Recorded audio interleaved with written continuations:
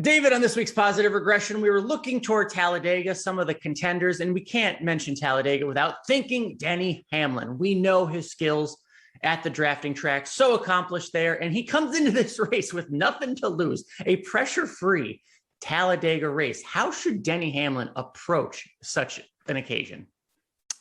Literally any way he wants to approach it.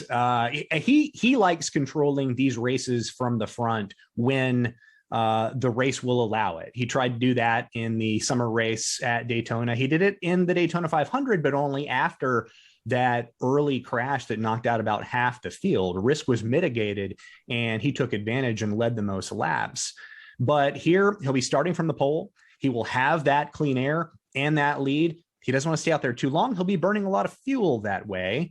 But if he feels he can control this race from the front, he's one of the best drivers there is at controlling more than one lane as the leader. He can take advantage of that. He doesn't have to compete for stage points. He doesn't have to do really anything. He could be a designated pusher for Joe Gibbs Racing and Toyota. And given all that, neither of us picked him to win, though, because other drivers, plenty on the line for everybody. I picked Kevin Harvick before the playoffs started to win Talladega. You went with Blaney. Not a bad choice. Why the 12 car? His drafting has just blossomed in recent years. He has gone from sharp diagonals to rounded corners. I mean, when he's making moves, they're actually safe moves. We don't lift out of our chair when we see them. We come to expect it.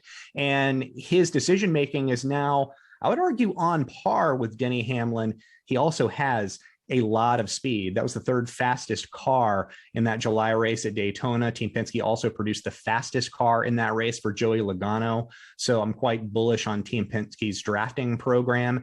And I think Ryan Blaney's going to benefit from that. Talladega playoffs. For a full preview, make sure you listen to this week's Positive Regression.